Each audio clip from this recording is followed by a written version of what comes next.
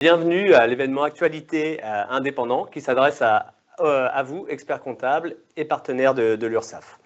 Je suis Vincent Le Chevalier, secrétaire général de l'URSSAF Normandie, et je suis accompagné de Franck Nibaudot. Bonjour à tous et à toutes, président de l'Ordre de Normandie. Alors pour ce nouveau rendez-vous, nous allons aborder 5 sujets. D'abord un zoom sur les données économiques du territoire, un point sur les déclarations correctives des revenus 2024, un point sur ce que peut faire un travailleur indépendant en cas de difficulté, enfin un point sur l'évolution, une évolution législative 2026, la réforme de l'assiette sociale des travailleurs indépendants. Puis notre dernier point concernera le traditionnel temps de questions-réponses. Durant tout ce live, donc n'hésitez pas à poser vos questions dans le fil dédié à cet effet. On va également vous adresser un questionnaire auquel on vous demandera de répondre pour pouvoir recevoir ensuite le support qui va être présenté. Je précise que le support va être un peu chargé, hein, donc on ne va pas commenter ligne par ligne. Simplement, il est chargé pour que vous puissiez avoir toute l'information demain à réutiliser ou rediriger vers vos partenaires ou vos clients. Voilà, donc je propose qu'on commence dès maintenant. Exactement, sur les données économiques du deuxième trimestre 2025.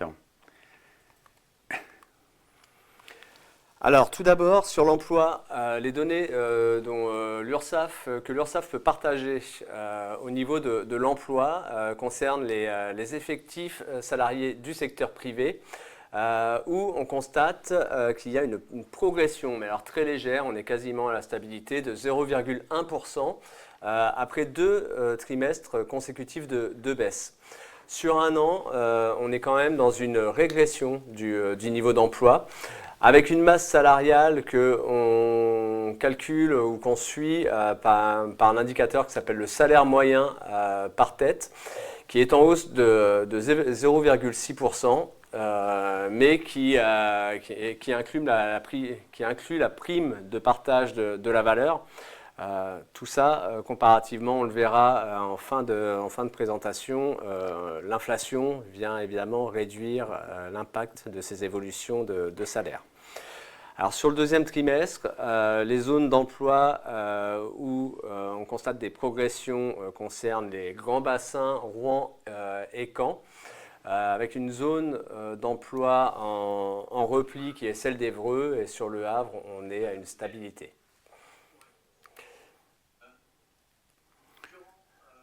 Donc là, le sujet, c'est que là, je vous ai présenté les différents secteurs d'activité. Alors ça renvoie en fait aussi aux statistiques d'image PME que vous pouvez aussi récupérer sur le site de l'Ordre, et qui en fait là prévoit pour le deuxième trimestre une diminution d'1,2% donc du chiffre d'affaires du deuxième trimestre 2025 par rapport au chiffre d'affaires du deuxième trimestre 2024. Et en fait, cumulé sur les 2 trimestres, on a une baisse générale de 0,4%, ce qui nous amène à dire aujourd'hui que malheureusement, en 6 mois, on a perdu ce que les clients des experts comptables, donc la TPE et la petite PME, ont gagné en 2024. D'où la sensibilisation, d'où le fait que quand on a discuté avec Vincent des possibilités de sujets qu'on pouvait traiter en ce début d'année, et compte tenu des statistiques également de la prévention des entreprises en difficulté et des défaillances, il nous a semblé effectivement important de parler de ces sujets-là et des dispositifs que met en place l'URSSAF pour être en capacité d'accompagner leurs usagers et donc nos clients en difficulté.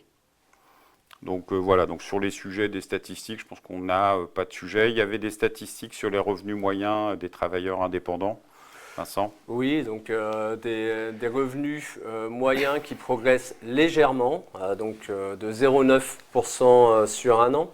Je précise que ces revenus sont ceux de 2023, hein, puisque l'URSSAF en a connaissance à partir des déclarations N+1 et qu'on n'a pas encore consolidé l'ensemble des déclarations de revenus 2024.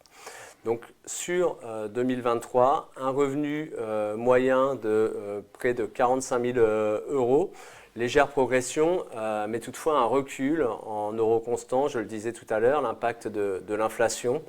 Donc le revenu moyen déclaré par les artisans commerçants est en légère hausse, celui des professions libérales en légère baisse.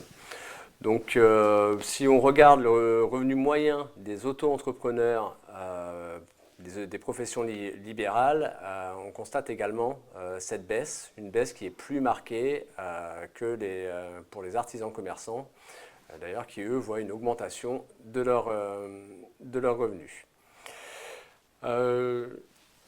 Je propose qu'on fasse quand même quelques chiffres clés qui sont partagés. Hein. C'est qu'on a un nombre de travailleurs indépendants qui est en augmentation, mais une augmentation qui est particulièrement soutenue, vous le savez, par le nombre d'auto-entrepreneurs.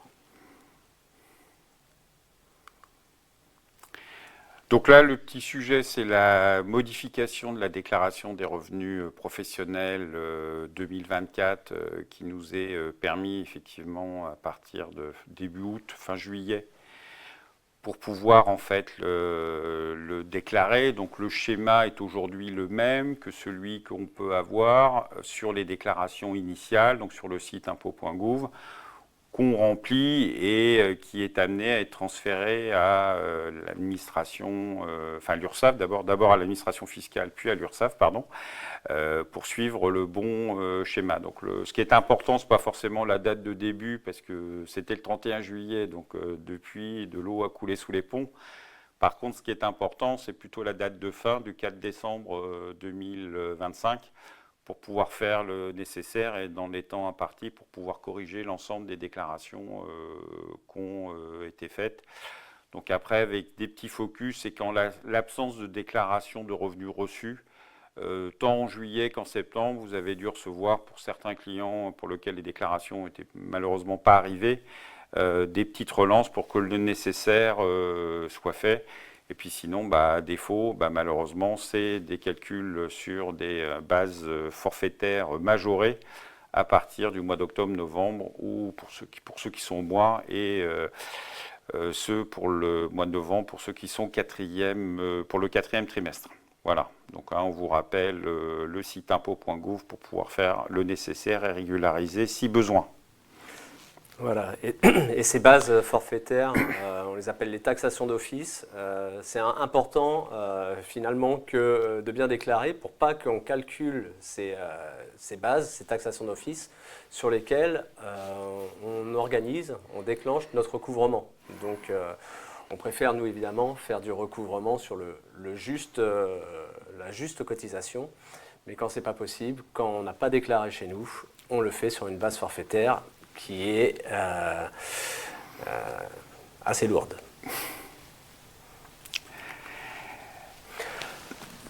Donc en cas de difficulté, de variation de revenus, quelle solution? Donc là, les sujets qu'on va pouvoir traiter vont être de pouvoir éventuellement adapter votre revenu, demander des délais de paiement, actionner l'action sociale du CPSTI porté par l'URSSAF et éventuellement le dispositif HELP des organismes de sécurité sociale qui existent depuis 5 ans, depuis 2020. Oui. Voilà. Donc ce qui va vous permettre de trouver à chaque situation éventuellement une solution pour pouvoir assurer la maîtrise de votre trésorerie. Alors l'idée, c'est pas d'ouvrir une porte ouverte à ne pas payer ces cotisations. Hein. L'idée, c'est pas de faire de la dette sociale, surtout dans le contexte actuel. L'idée, c'est de trouver une solution et qui soit à la fois transitoire et qui assure la pérennité de l'entreprise. De toute façon, à un moment donné, on vous donnera quelques chiffres de ratio aide obtenue sur aide demandée. où effectivement il y a un travail qui est fait pour pouvoir effectivement sélectionner les dossiers qui sont acceptés. Donc sur l'adaptation du revenu, donc là c'est un petit peu potentiel, enfin surtout c'est un peu d'actualité aujourd'hui, c'est que là à partir du mois de septembre, octobre, on commence à avoir un peu de visibilité sur les revenus estimés de nos clients. Et donc le sujet, c'est de pouvoir commencer à réfléchir à l'adaptation de ces revenus pour différentes raisons, donc tant à la hausse qu'à la baisse. Souvent, effectivement, on s'en sert plutôt qu'à la baisse, mais c'est aussi à proposer au client à la hausse quand il a de la trésorerie en termes d'activité, même si le contexte n'est pas forcément toujours celui de l'augmentation aujourd'hui, vous l'avez compris, et de pouvoir avoir, en fait, de pouvoir actualiser ces données sur son compte URSSAF. Donc pour pouvoir y accéder, c'est quand même nécessaire que les revenus N-1 et N-2 soient disponibles sur ce compte, que le compte soit forcément pas radié et être non adhérent à la modulation des cotisations en temps réel et savoir que ce dispositif ne s'applique pas aux conjoints collaborateurs. Donc la demande peut se faire à tout moment. Et dans la rubrique documents, démarche, réévaluer vos cotisations sur un revenu estimé à déclarer, donc actuellement avec le revenu, les cotisations sociales, enfin tout ce qui va permettre à l'URSSAF de pouvoir actualiser l'ensemble de vos cotisations sociales, CSG déduites. Et le point de vigilance, c'est quand vous faites cette démarche, vous recevez dans les 15 jours un avis d'appel rectificatif, donc il faut s'assurer que votre client ou que celui qui le fait directement reçoive ce document, parce que ça pourrait vouloir dire que vous avez mal rempli votre dossier. Donc voilà. Alors, tout à fait. Une petite précision aussi concernant ces estimés de revenus. L'origine de ce mécanisme qui a été mis en place, c'est de pouvoir éviter qu'il y ait un trop grand décalage entre le niveau de cotisation appelé et l'activité réelle du moment. Donc une entreprise qui aurait fait une belle année 2023 et une année 2024 moins prospère, un indépendant peut faire un estimé de revenus à la baisse. Il y a une limite qui est fixée par l'outil, on ne peut pas faire passer à zéro évidemment, mais en tout cas si vous estimez vos revenus très très bas, je tiens à vous rassurer, il n'y a pas de pénalité comme ça a pu exister par le passé dans les textes. En tout cas, l'URSSAF ne vous en voudra absolument pas d'avoir considéré que vos revenus estimés sur l'année finalement sont plus faibles, enfin plus élevés que ce que vous avez estimé. Alors, sur les délais de paiement, donc les délais de paiement, ça repose sur des critères qui sont objectifs.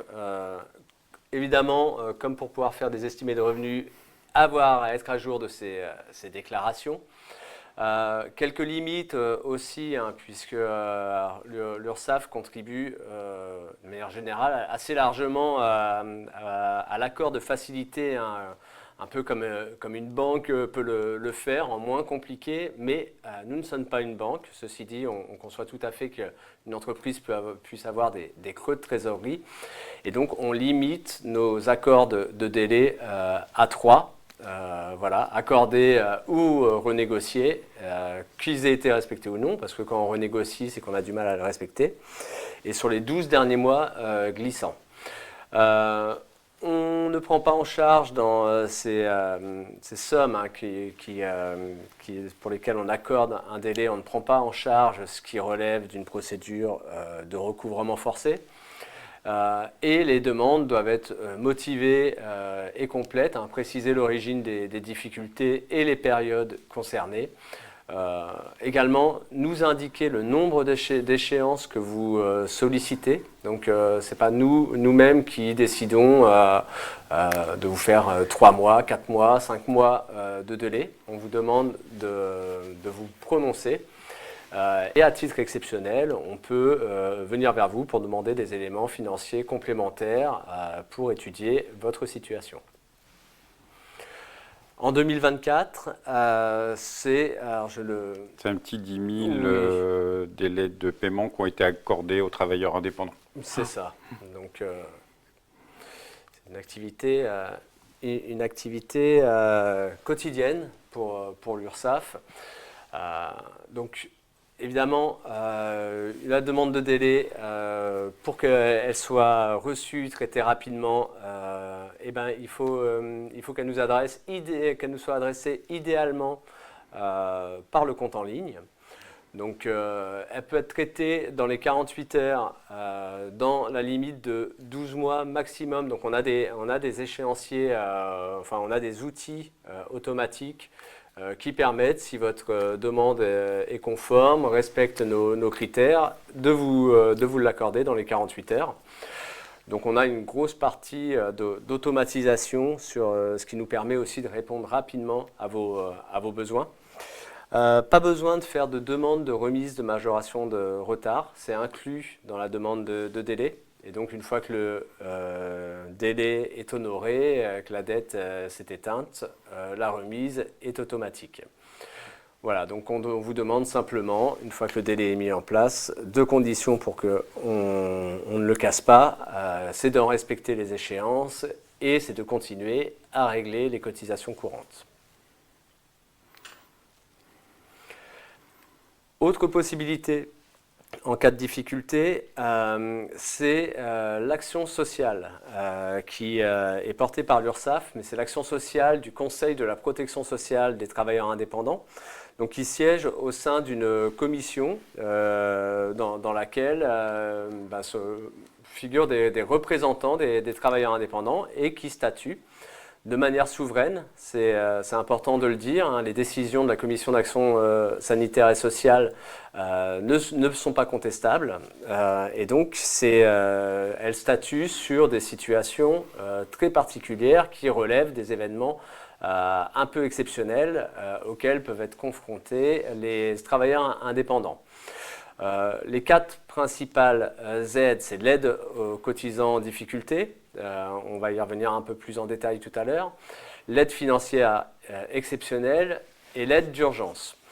Je ne détaillerai pas ici l'accompagnement au départ à la retraite, néanmoins si vous êtes retraité, actif ou ayant cessé depuis moins d'un an, vous pouvez saisir cette commission pour qu'elle puisse vous aider à compléter vos trimestres en vue de favoriser votre départ à la retraite.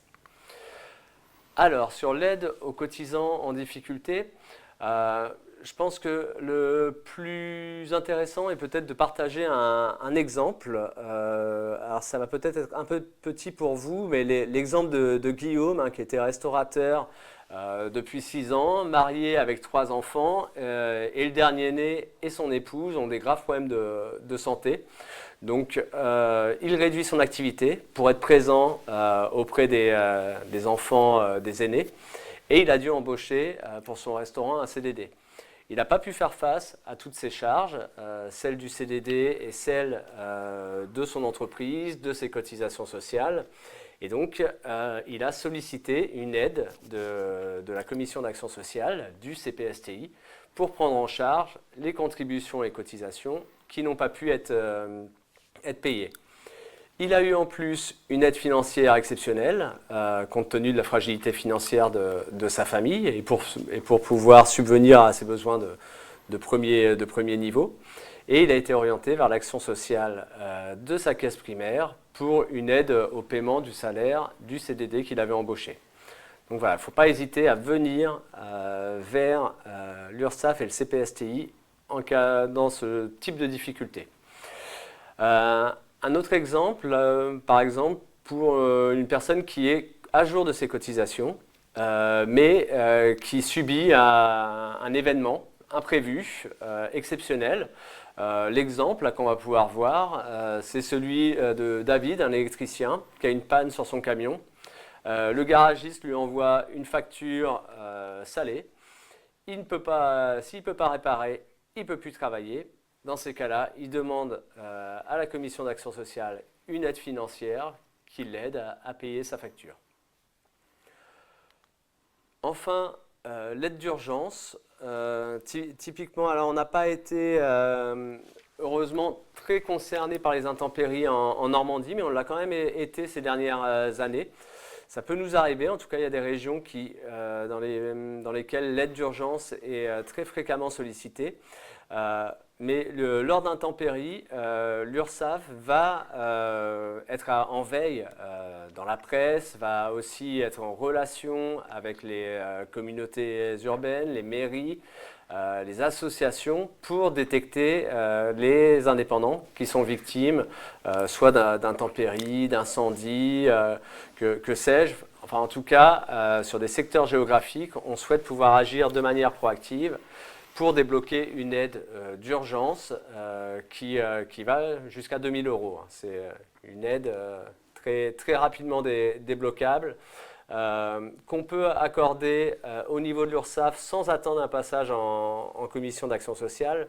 Donc, en cas d'intempérie, il faut absolument nous solliciter et sous 48 heures, on peut accorder cette aide. Voilà. Alors, pour bénéficier de ces aides, quelques conditions tout de même. Déjà être affilié depuis plus d'1 an. On a vu que certains indépendants qui avaient commencé depuis 3 mois pouvaient demander cette aide dès le départ. On n'est pas là pour financer des modèles économiques d'entreprise ou être un soutien au démarrage d'activité. On est là vraiment pour aider les indépendants à faire face à des difficultés exceptionnelles. Donc être affilié depuis plus d'1 an. On limite également le versement des aides au montant total des cotisations qui ont été versées. Et on ne peut pas attribuer d'aide dans un délai de 2 aides espacé de moins de 2 ans. Donc il faut attendre 2 ans une fois qu'on a obtenu une aide pour pouvoir la redemander. Sur 2024, donc c'est à l'échelle de la Normandie, c'est 468 aides. Ça représente 1 777 000 qui se répartissent d'abord sur la prise en charge de cotisations, donc plus d'1 million. Les aides financières exceptionnelles aux actifs, 632 000 €.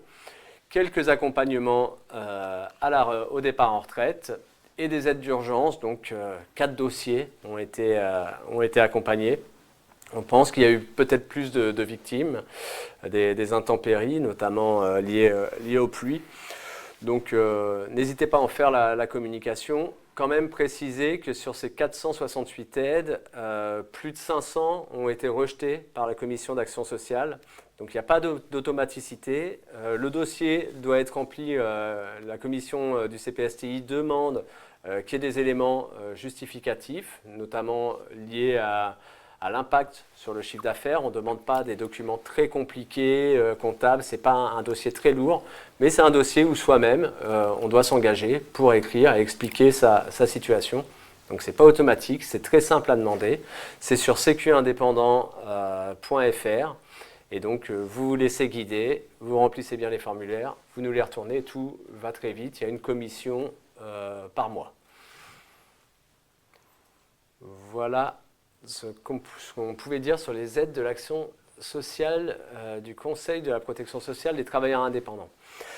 Vous parlez du dispositif HELP. Donc HELP, c'est une offre de services coordonnée entre tous les organismes de sécurité sociale du régime général. Donc l'URSSAF, bien sûr, la CAF, les CAF de la région, les CEPAM, les caisses primaires d'assurance maladie et la CARSAT. Le but, c'est avec des questions très simples, une dizaine de questions, questions fermées, on répond oui, non. Un questionnaire auquel l'indépendant accède via France Connect pour qu'on soit sûr de l'identité de la personne qui demande. Et donc les questions sont du type, avez-vous des difficultés pour payer vos cotisations ? Si c'est oui, le questionnaire va arriver à l'URSSAF et on va traiter ça sous l'angle de tous les dispositifs que Franck et moi vous avons présentés depuis tout à l'heure. Est-ce que j'ai un problème est-ce que j'ai déjà dû renoncer aux soins? Est-ce que j'ai une mutuelle? Est-ce que je suis en difficulté liée à mes ressources? Est-ce que je prévois de cesser mon activité? Toutes ces questions-là, en fait, vont éclater les réponses entre les organismes et ce sont les organismes de sécurité sociale qui vont reprendre contact avec l'usager. Donc très simple pour orienter vers HELP, dès que ça concerne une difficulté liée à des ressources ou à des droits sociaux ou des paiements ou des difficultés de paiement de cotisation, c'est vous tapez HELP URSSAF Normandie dans votre moteur de recherche à Internet et normalement vous arriverez tout de suite sur le bon questionnaire qui demandera simplement à l'indépendant de s'identifier via France Connect. Donc très simple et puis ça ouvre des aides, ça marche puisque on a reçu 450 questionnaires sur la Normandie et ça a permis d'ouvrir 178 droits.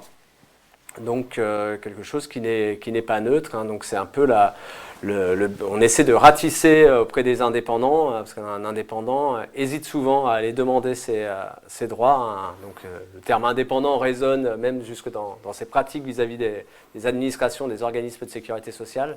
Donc on incitait vraiment les indépendants à aller remplir ce questionnaire. Et puis s'il n'y a aucun besoin, tant mieux pour la personne.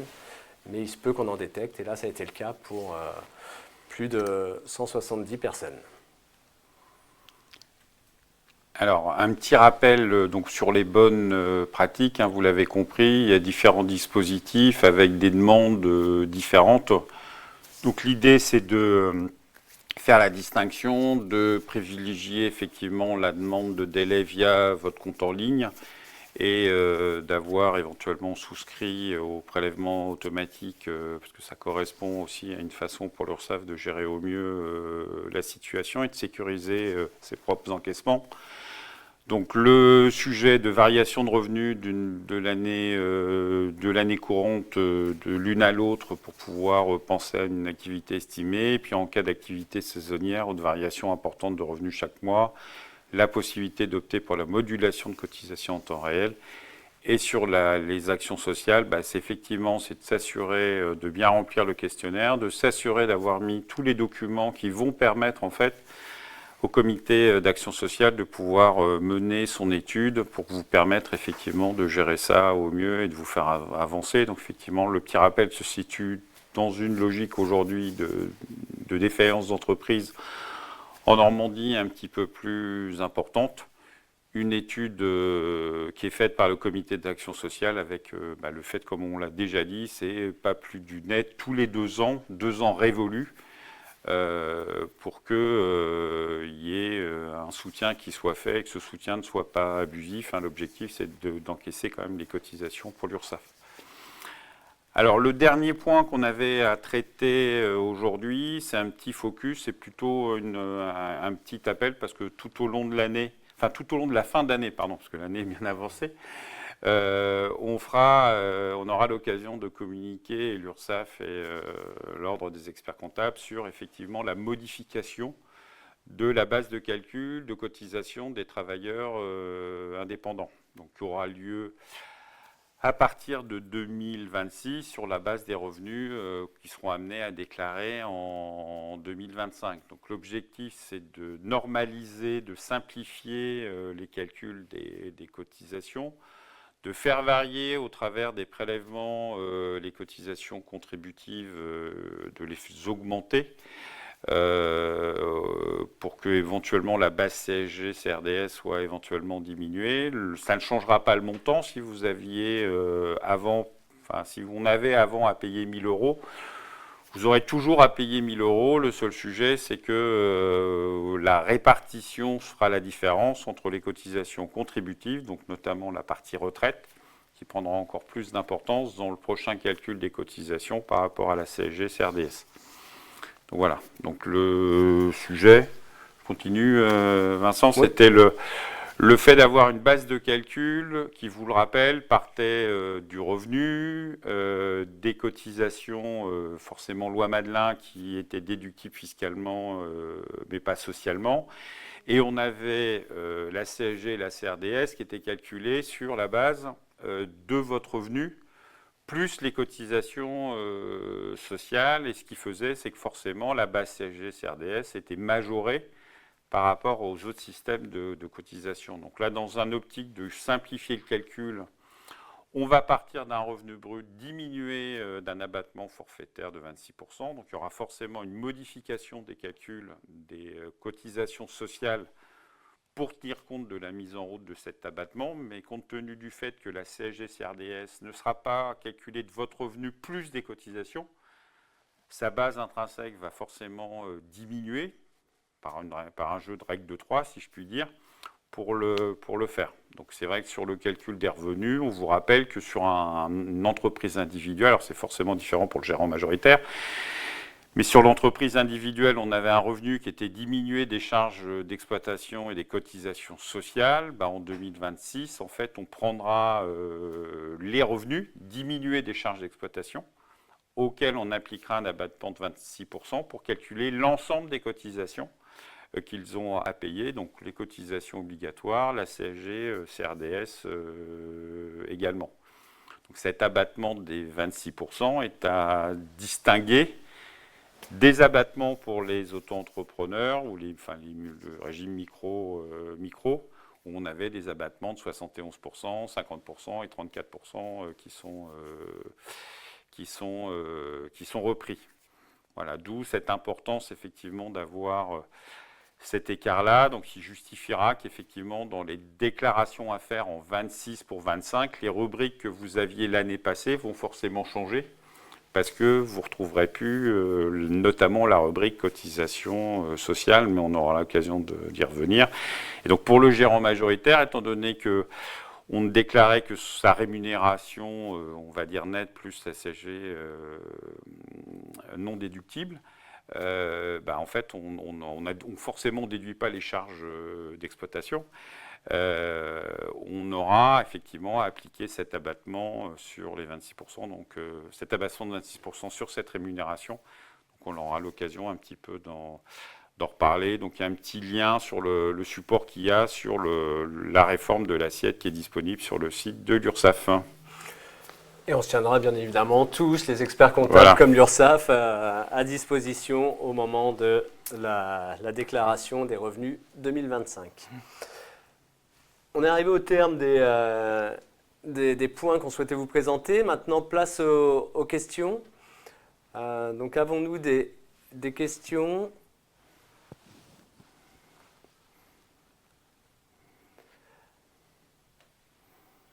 Alors, on peut peut-être baisser pour... Alors, pour obtenir... Non. Non, ça c'était les communications globales. Bon. A priori, il n'y aurait pas de... Bon, pour obtenir le support de présentation, il y aura le petit questionnaire, hein, ça on vous le rappelle. Alors, il y a une question de Sylvie. Bonjour, pourquoi sur les dividendes versés dans les SARL, on ne peut pas anticiper et verser un complément URSSAF comme la flat tax et qu'il faut attendre l'année d'après?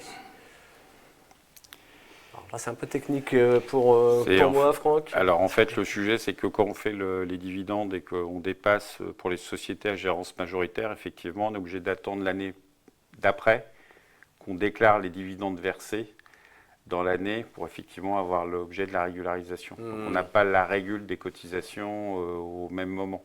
Donc là, la demande serait éventuellement, la flat tax, en fait, c'est je distribue, je paye mon impôt sur le revenu en amont et je régularise l'année prochaine. Et donc là, la demande de Sylvie, c'est d'imaginer un jour, le jour où on décidera, il faudrait que l'URSSAF puisse éventuellement pouvoir éventuellement nous faire payer un complément de cotisation, surtout la première année, puisqu'après, une fois que la régule est faite, en général, on peut imaginer que ça soit intégré, mais en fait, ça éviterait qu'on ait trop de décalage, parce que nous, on va dire à nos clients qu'on les diminue, mais qu'il faut qu'ils gardent cet argent de côté dans leur société pour payer les charges sociales. Mais souvent, ça génère effectivement, pour certains, une vraie régule. D'accord. Donc, mais là, c'est plus une demande, il n'y a pas de solution aujourd'hui. Là, c'est plus une demande qu'effectivement, cette option du paiement d'avance, comme la flat tax, soit possible. Et là, ça veut dire qu'il faut que vous ayez dans vos cotisations une rubrique qui nous permettrait de dire « je remplis sans passer par le compte impôt.gouv ». Oui, donc Donc, ce qui n'est pas encore le cas. Ce qui n'est pas encore le cas aujourd'hui, c'est pas comme ça que ça a été construit. Bon, ceci dit, on peut quand même inviter dans ces situations-là à faire un estimé à la hausse de ces cotisations Oui, sociales. mais qui génère d'autres sujets de cotisation parce qu'en fait, on ne paye pas le one-shot. En fait, on augmente à la fois les cotisations à venir et celles de l'année suivante. Alors que je pense que ça demande, c'est de dire, j'ai prévu, si je peux payer 10 000, je paye 10 000 et en fait, je ne joue pas. C'est vraiment de gérer ça d'une manière ponctuelle. Donc, il faudrait juste sur le site de l'URSSAF, cette rubrique soit rajoutée pour qu'éventuellement ce dispositif soit possible. D'accord. Parce que c'est ça demande. Eh ben, merci Sylvie pour cette question. Peut-on obtenir un échéancier lorsqu'il y a une cessation d'activité pour départ en retraite et quel impact pour la retraite? Alors oui, bien sûr, pour toute dette, même quand on a cessé son activité, on peut obtenir un échéancier. Simplement, pour que la CARSAT calcule la pension de retraite, elle va le calculer sur les cotisations qui ont été effectivement versées. Donc c'est important, effectivement, en fin de carrière, de pouvoir être à jour pour que la CARSAT constitue une base de calcul plus importante possible. Alors, il y a une petite question sur les aides. Donc, les aides sont bien imposables fiscalement et socialement. Hein, on ne parle pas des délais de paiement. Hein. J'ai reçu une des aides exceptionnelles ou des aides d'urgence. Effectivement, c'est imposable fiscalement et socialement. Alors, avons-nous d'autres questions? En cas de problème, je peux faire une demande d'aide ASS et HELP. Si vous avez des difficultés pour payer vos cotisations en lien avec l'URSSAF ou que vous avez besoin d'une aide financière exceptionnelle, vous pouvez faire une demande d'ASS directement. Mais si vous passez par le questionnaire HELP, de toute façon, c'est la même chose. Vous direz dessus que vous avez des difficultés pour faire face à vos cotisations et on viendra vers vous pour pouvoir déclencher les aides du CPSTI. Alors pour un indépendant libéral, moi j'ai compris que oui, ça concernait tous les travailleurs indépendants pour le calcul des cotisations sociales à venir. L'objectif, c'est vraiment d'homogénéiser ou d'harmoniser, peut-être le terme est plus exact, la base de cotisation entre les différents régimes. Alors ça n'empêchera pas les cotisations plafonnées ou déplafonnées. Ça, ce n'est pas l'objet du régime, mais c'est effectivement d'éviter que la CSG se retrouve en surcalcul, compte tenu du fait que la CSG se calculait sur un revenu brut, plus les cotisations sociales qui, à taux identique, avaient tendance à augmenter la base de CSG-CRDS de la part des entreprises, des entrepreneurs individuels et des gérants majoritaires par rapport aux salariés notamment. Tout à fait. Alors une question de monsieur ou madame Martinez. Quid du retraitement des cotisations Madelin avec la réforme de la base TNS? Alors moi j'ai compris, mais ça sera éventuellement une précision à surveiller, que le traitement ne changera pas. Il y aura toujours cette distinction déductible fiscalement et imposée socialement, mais qui ne crée pas de perturbation dans le calcul des cotisations sociales, parce qu'elle intégrait les lois Madelin. Là, la distinction venait vraiment uniquement sur les cotisations sociales obligatoires qui généraient une augmentation de base de la CSG-CRDS. Alors, pour Michael, je pense que c'est la question est peut-être incomplète ou elle a peut-être été liée à un autre poste en déclaration complétée avec un bénéfice de 25 000 par exemple. Alors désolé Michael, du coup on va pas pouvoir comprendre la question. Pour Sylvie, donc l'URSSAF refuse le versement. Je pense qu'elle revient sur sa question précédente des dividendes. C'était Michael aussi sur. Ok. Sylvie. Donc là, pour Sylvie, il faut qu'il y ait un ajustement chez vous pour qu'éventuellement ça puisse se traiter à part en fait. Donc pour l'instant, l'état actuel, aujourd'hui, rien n'est prévu sur des versements anticipés. Oui, et puis je dirais même le faites pas, parce que nous, ça nous oblige aussi à vous reverser l'excédent et le crédit immédiatement. Je pense que c'est ce qu'elle a dû essayer de faire. Oui. Écoutez, est-ce qu'il y a d'autres questions? Non, on arrive au terme de ce webinaire. Merci pour votre participation. Assez nombreuse, hein. On voit qu'on est vous avez un peu plus de participants que pour les employeurs. En tout cas, la solution, si vous n'avez pas pu, pour ceux qui n'auraient pas pu visionner ce webinaire, reste évidemment le replay. Donc vous retrouverez tout sur la chaîne YouTube URSSAF Normandie. Et puis je remercie encore Franck de venir dans nos studios pour animer ce type d'émission. Merci Vincent de l'invitation et puis à très bientôt à toutes et à tous et bonne continuation. Au revoir. Au revoir.